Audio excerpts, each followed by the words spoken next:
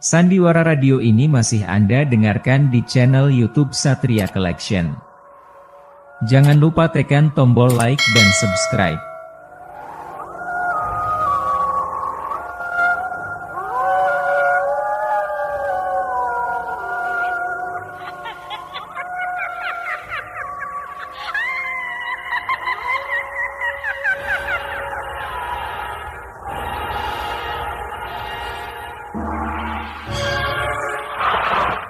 Denhas Adiaswara dengan bangga mempersembahkan serial Sandiwara Radio Misteri Mak Rompang, Misteri Mak Rompang, Misteri Mak Rompang.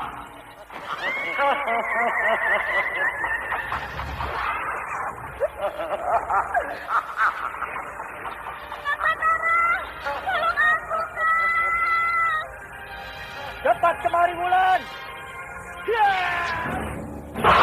Mak Rompang, kisah bangkitnya kembali setiap 200 tahun. Seorang anak manusia yang dapat berganti wajah dan wujud. Terkadang menjadi seorang gadis cantik teramat cantik. Terkadang menjadi seorang nenek tua renta buruk rupa yang selalu menimbulkan prahara dan malapetaka mengerikan bagi umat manusia.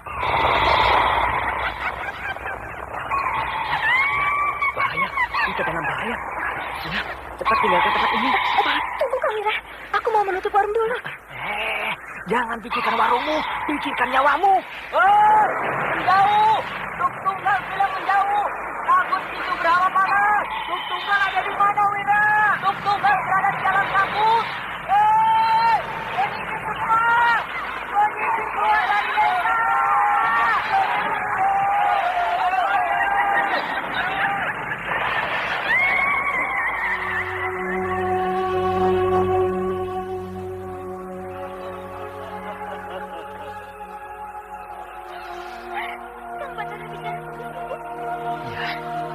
Karena saya mencintaimu, Wulandari. Mak Rompang diselingi pula tawa ria penuh canda serta kisah cinta kasih yang penuh dengan liku-pilu kehidupan dari dua insan manusia. Awas di belakangmu, Wulandari!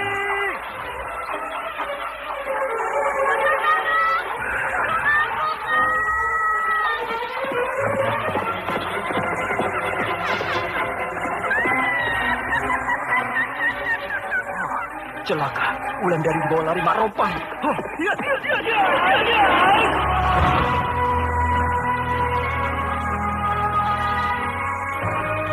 Didukung artis-artis terkenal Ferry Fadli, Yvonne Rose, Anna Sambayon, dan sederet bintang-bintang terkenal lainnya.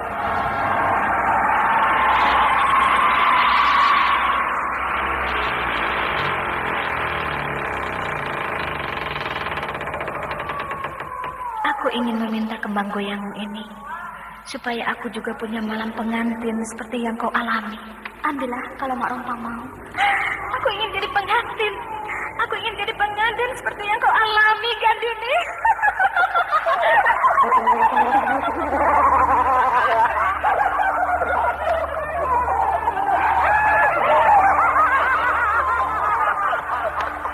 Ikutilah episode ke-8.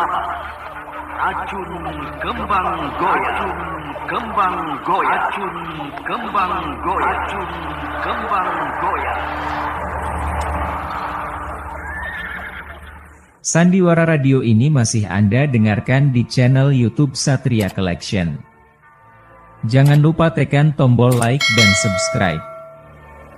Naskah buah karya Asmadi Syafar. Seri yang ke-8 ini didukung oleh Suryadin Tanjung sebagai Kirabumi, Margaret sebagai Andita, Dedi sebagai Bapak Punto, Anis sebagai Ibu Punto, Aris sebagai Punto, Nanang sebagai Jatu, Ane Sambayon sebagai Mak Rompang, dan pembawa cerita Neni Sumardi.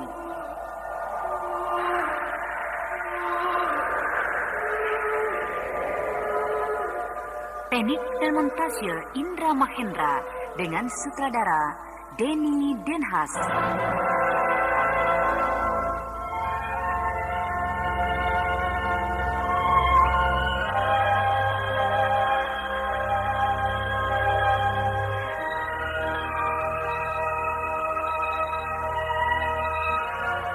Pada kisah yang lalu diceritakan, Kirabumi dan Andita sudah sampai ke puncak Gunung Sumbing untuk memecahkan teka-teki yang tertera pada tulisan di kulit rusa.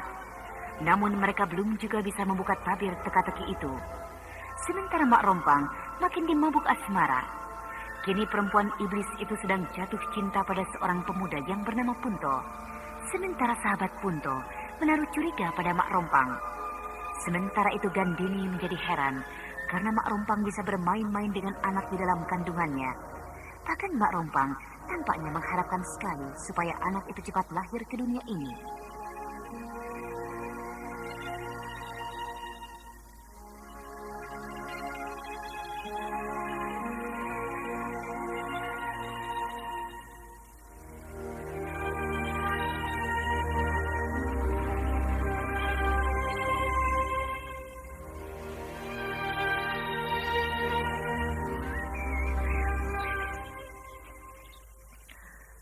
Ketika matahari sore menyorot, cahayanya membelah dua batu. Lalu aku terbaring di sana. Sudah bisa Rama memecahkan arti tulisan itu, Rama? Ini semacam syair. Ketika matahari menyorot, cahayanya membelah dua batu. Lalu aku terbaring di sana. Cahaya membelah dua batu. Mana batunya? Bagaimana cahaya bisa membelah dua batu? Ini batu yang dimaksud oleh syair itu, Rama. Itu hanya satu batu. Batu yang biasa dipergunakan oleh Ki Pandai Urat untuk bertapa. Selain batu itu, tidak ada lagi batu di sekitar tempat ini? Sulit menafsirkan arti syair ini. Membelah dua batu. Membelah dua batu? Lalu aku terbaring di sana. Aku terbaring di sana. Siapa yang dimaksud dengan aku? Mungkin Ki Pandai Urat yang dimaksudkan di dalam syair ini. Kalau Ki Pandai Urat bukan di sini terbaringnya. Tapi itu kuburan Ki Pandai Urat. Iya juga ya. Mari kita cari dua batu yang terbelah. Iya, Rama. Kau ke sana, aku kemari, Andita. Iya, Rama.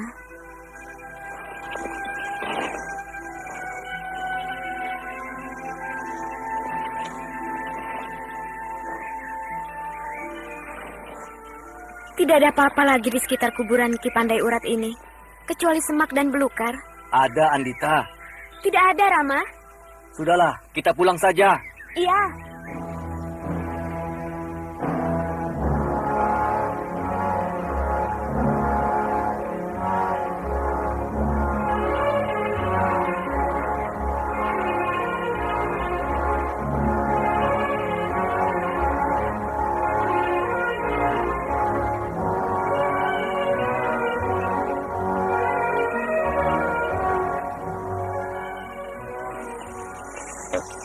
Ayo kerja.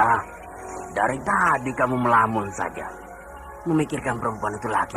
Tidak. Kalau tidak, ayo kerja. Kapan sawahmu akan kau pacul? Kalau hanya dipandangi saja. Kepalaku agak pusing, Pak. Punto. Iya, Pak. Buat apa kau pikirkan perempuan aneh itu, ha? Dia tidak pernah datang memperkenalkan dirinya padaku. Pada ibumu. Dia tidak pernah datang pada siang hari. Dia baik dan sangat cantik, Pak. Biar cantik. Kalau tidak dikenal begitu, siapa yang mau? Tapi dia itu... Kalau perempuan suka datang tengah malam, biasanya ada keganjilan pada perempuan itu. Keganjilan? Iya. Mungkin saja ada cacatnya. Sehingga dia malu kalau bertemu dengan kamu siang hari. Tidak. Tidak ada cacat apa-apa pada dirinya, Pak. Saya berani sumpah. Sudah. Kalau begitu, suruh dia datang besok siang menemui aku dan ibumu di rumah. Siapa nama perempuan itu? Namanya saya belum tahu, Pak. Belum tahu? Iya. Kau ini bagaimana, Punto? Sudah selama itu kau berkenalan dengan gadismu itu, tapi namanya saja kau tidak tahu. Sudah. Kau datangi rumahnya. Tanya baik-baik pada dia. Siapa namanya dan kapan dia bisa datang ke rumah kita. Kalau perlu bersama dengan kedua orang tuanya. Saya juga belum tahu di mana rumahnya, Pak. Aduh, jadi apa saja yang kau bicarakan kalau bertemu dengan dia? Ya, tapi saya tahu rumah saudaranya, Pak. Nah, pergilah ke rumah saudaranya, tanyakan di mana rumah gadis itu, siapa orang tuanya, ya, supaya orang kampung ini tidak mengejek kita. Mengejek kita? Loh, apa kau tidak sadar bahwa hampir seluruh kampung ini membicarakanmu? Sampai-sampai mereka mengatakan bahwa kau berpacaran dengan perempuan siluman. Siapa bilang begitu, Pak? Banyak orang yang bilang begitu, Punto. Karena mereka mengintipmu bila kau menunggu gadis itu. Enak saja mereka bilang begitu. Siapa yang tidak akan bilang begitu, Punto? Karena hanya siluman yang datang tengah malam. Aku akan buktikan, Pak, bahwa aku bukan pacaran dengan perempuan siluman, tapi dengan perempuan baik-baik. Itu yang harus kau buktikan. Dan itu pula sebabnya bapak dan ibumu menginginkan agar gadis itu datang ke rumah kita secara terang-terangan.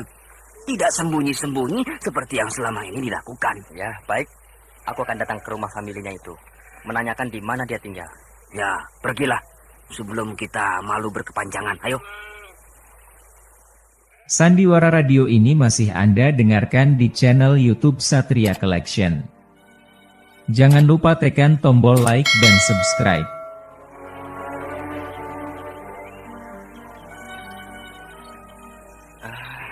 Belum juga datang dia. Punto, memang sebaiknya kau datangi saja tempat pesta perkawinan dulu. Tanyakan pada pengantin perempuan itu, di mana rumah kekasihmu itu dan siapa namanya. Aku malu menanyakannya, Jatuh. Alah, buat apa malu? Bagaimana tidak, mereka akan mentertawakan aku karena aku tidak mengenal nama kekasihku. Tidak tahu di mana rumah kekasihku. Daripada kamu duduk di jembatan malam-malam begini, Punto. Dia selalu lewat di sini kalau datang ke rumahku. Dia tidak akan datang. Percayalah padaku. Dia pasti datang karena sudah 1 minggu kami tidak bertemu. Dia pasti rindu padaku. Sudahlah, lebih baik kau aku antar pulang daripada orang-orang mengatakan bahwa kau mulai gila. Gila? Aku dibilang gila? Sudahlah, kita pulang saja. Besok siang kita datangi rumah pengantin perempuan dulu. Tunggu dulu. Yang bilang aku gila itu siapa? Siapa? Punto. Hampir semua penduduk desa berpendapat begitu. Karena sering mereka menemukan kau bicara sendiri di tengah malam seperti ini. Padahal kau bilang bahwa kau sedang bicara dengan gadis kekasihmu itu. Ada-ada saja. Masa mereka tidak melihat kalau aku sedang berhadapan dengan gadis itu? Semua orang sudah membuktikannya, Punto. Bahwa kau hanya duduk di halaman rumahmu tengah malam sambil bicara sendiri. Nah, apa itu tidak gila namanya? Sudah. Kau rupa-rupanya juga ikut-ikutan menyangka aku gila. Kalau aku tidak, Punto. Aku kan kenal siapa kamu. Tapi aku pun pernah melihatmu bicara sendiri di tengah malam di halaman rumahmu. Kapan? Kira-kira 10 hari yang lalu. Ketika itu aku ingin sekali bertemu dengan kekasihmu itu. Lalu aku datang ke rumahmu. Karena kau bilang pada malam itu, ketika aku sampai di halaman rumahmu, aku tidak melihat siapapun juga. Kecuali kau sedang bicara sendiri sambil tertawa-tawa. Bukankah dulu kau sudah melihat gadis itu di tempat pesta perkawinan? Sudah, tapi samar-samar. Kalau begitu kau tunggulah. Sebentar lagi dia akan datang kemari. Ayolah, kita pulang saja. Hari sudah sangat larut. Kasihan kan kedua orang tuamu itu. Kalau kau mau pulang, ya pulanglah. Aku tetap menunggu dia di jembatan ini. Susah juga membujukmu, Punto.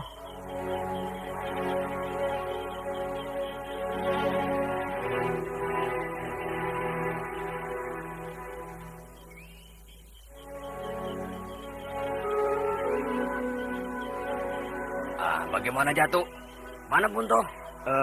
Dia masih berdiri di jembatan itu, Pak. Dia tidak mau pulang. Kenapa dia tidak mau pulang?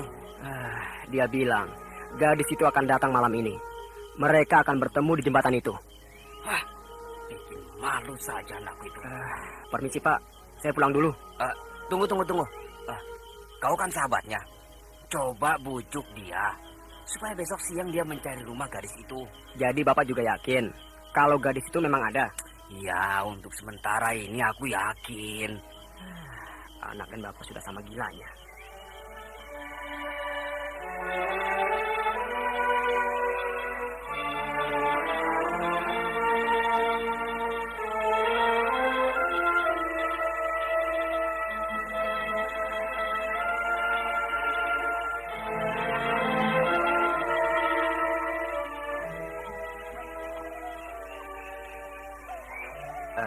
Punto, betul. Ini rumah pengantin itu. Iya, betul. Lihat. Itu kan yang jadi pengantin perempuan dulu. Iya ya. Maaf. Boleh kami bertanya? Siapa kisanak berdua? Saya bernama Punto dan kawan saya ini bernama Jatuh. Lalu? Ya, 4 bulan yang lalu kami berdua itu pernah datang kemari dalam rangka menghadiri pesta perkawinan di sana. Oh iya. 4 bulan yang lalu, Iya. sayalah pengantin perempuan itu. Tapi saya tidak kenal dengan kisanak berdua. Dulu saya dan kawan saya ini datang kemari dibawa oleh kawan pengantin laki-laki. Oh begitu. Lalu? Saya datang kemari ya ingin bertanya di manakah rumah gadis yang bicara dengan kisanak dulu? Bicara dengan saya? Iya. Gadis yang mana? Ketika itu sudah tengah malam. Tapi kisanak dengan suami kisanak belum juga masuk ke peraduan. Karena tamu-tamu masih banyak berdatangan. Kapan? Ketika pesta perkawinan kisanak dulu. Oh iya, terus? Nah, di belakang kisanak duduk seorang gadis cantik sekali. Gadis cantik? Iya, gadis cantik yang memakai baju merah jambu. Baju biru. Baju biru? Iya. Kisanak bicara dengan gadis itu kan? Gadis yang mana? Saya merasa tidak ada. Ada. Gadis itu cantik sekali. Gadis yang mana? Gadis itu duduk persis di belakang kisanak. Dia bicara dengan kisanak asik sekali. Baiklah. Lalu maksud kedatangan kisanak berdua pagi-pagi begini untuk apa? Kami ingin menanyakan nama gadis itu dan di mana rumahnya. Maaf, saya tidak pernah merasa ada seorang gadis duduk di belakang saya ketika saya menjadi pengantin dulu.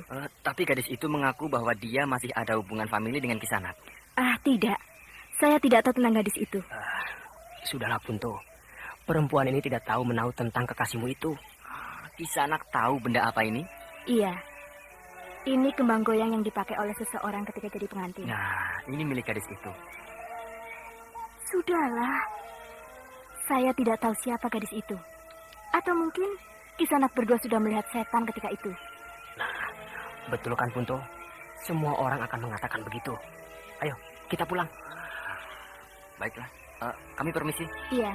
Sandiwara Radio ini masih Anda dengarkan di channel YouTube Satria Collection. Jangan lupa tekan tombol like dan subscribe. Bagaimana Jatuh? Apakah Punto belum cerita pada bapak dan ibu? Belum ketemu rumah gadis itu. Tidak Pak. Bahkan pengantin perempuan itu tidak kenal dengan gadis kekasih Punto. Bahkan dia tidak pernah merasa punya famili dengan gadis itu. Oh kan, bagaimana nasib anak kita? Tenanglah dulu, tenang. Lalu bagaimana menurutmu Jatuh? Apa yang harus kami lakukan? Iya, tolonglah sahabatmu itu Jatuh. Tolonglah dia. Semakin hari dia semakin tidak karuan. Ya, sebenarnya kalau saja Punto bisa bertemu dengan gadis itu, maka dia tidak akan seperti sekarang ini. Carilah rumah perempuan itu, supaya anak kami itu bisa terhibur. Satu-satunya jalan, bapak dan ibu harus mencari orang pintar untuk mengobati Punto. Karena aku yakin bahwa Punto sudah bertemu dengan makhluk halus. Kemana harus dicari ya? Sulit juga mencari orang pintar di dusun kita ini. Karena tidak ada satupun yang mengerti hal-hal seperti itu, Pak. Sudahlah. Pulanglah kau Jatuh. Hari sudah larut malam. Nanti kedua orang tuamu cemas memikirkanmu. Terima kasih, Pak. Nanti kalau ada, akan aku bawa kemari. Iya.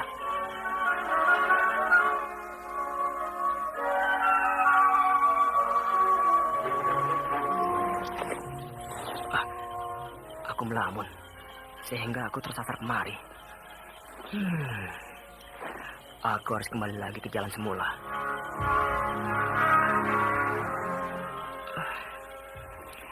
Pikiranku selalu pada Punto, sehingga aku lupa jalan pulang ke rumahku. Kang? Seperti ada orang memanggilku. Kang, tunggu. Ada seseorang perempuan di belakangku. Kang, boleh mengganggumu? Siapa adik ini? Saya kemalaman. Rumah saya jauh. Cantik sekali gadis ini. Mau Kakang mengantarkan saya pulang? Tunggu. Ada apa, Kang? Adik dari mana? Dari jembatan itu. Apakah adik bertemu dengan seseorang di sana? Di jembatan itu hanya ada Kang Punto. Oh, jadi adik... Saya kekasih Kang Punto. Pantas Punto tergila-gila pada gadis ini. Karena gadis ini cantik sekali. Kulitnya putih, hidungnya mancung, rambutnya hitam dan panjang. Sedangkan matanya bulat, bening dan indah. Dia melirikku dengan sudut matanya. Persis seperti seekor buruk merak betina sedang menggoda pejantannya. Ada apa, Kang? Kok memandangku terus? Aku heran. Kenapa malam-malam begini kamu menemui Punto? Aku hanya mau mengambil ini. Oh, kembang goyang. Akang kenal dengan Kang Punto? Aku sahabat Punto. Namaku Jatuh. Oh, kebetulan kalau begitu. Apakah Kang Jatuh mau menolong saya? Iya, mau. Tentu mau. Mau Kang Jatuh mengantarkan saya pulang? Oh, iya, mau. Di mana rumah adik? Itu, di sana. Mari.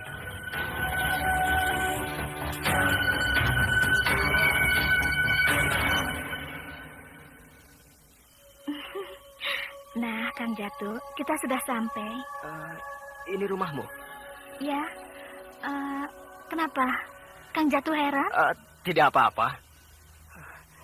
Pasti gadis ini anak seorang bangsawan. Untung kedua orang tua saya tidak menunggu di depan rumah. Oh ya, kemana kedua orang tua adik? Mereka sudah tidur. Kalau tidak, saya pasti kena marah. Iya. Sekarang Kang Jatuh pulanglah. Nanti kalau Kang Jatuh suka, jalan-jalanlah ke rumah saya ini. Iya, baik. Aku akan datang besok siang. Jangan siang hari. Saya masih tidur. Karena tengah malam begini, saya masih bangun kan? Iya. Tapi kenapa Punto tidak mengantarkan kamu pulang? Dia tidak mau, Kang.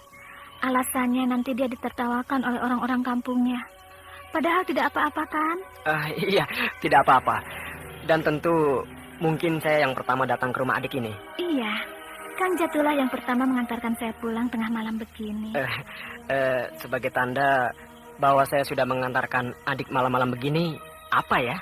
Pegang saja ini. Hah? Kembang goyang ini? Iya. Nanti kalau Kang Punto minta bukti bahwa Kang Jatuh sudah ke rumah saya, tunjukkan saja kembang goyang ini kepadanya. Iya. Baiklah. Nah, pulanglah, Kang. Besok malam, kalau Kang Jatuh mau datang ke sini, akan saya tunggu. Iya. Saya pasti datang.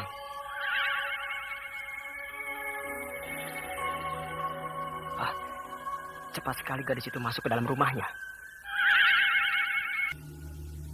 Tiba-tiba saja, Nak Rompang sudah menghilang di dalam rumah yang besar dan indah itu. Sedangkan Jatuh masih berdiri di halaman rumah yang besar dan luas. Ketika Jatuh akan membalikkan badannya, tiba-tiba jendela rumah itu terkuak. Tampak Marompang tertawa menyeringai ke arah Jatuh, sehingga Jatuh agak merinding melihat kejadian itu.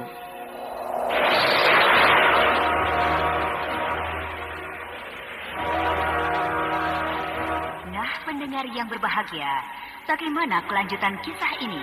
Untuk mengetahuinya, ikuti lanjutan kisah ini.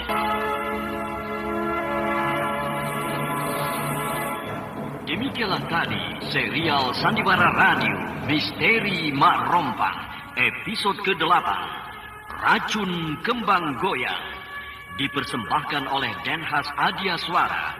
Terima kasih atas perhatian Anda. Sampai jumpa.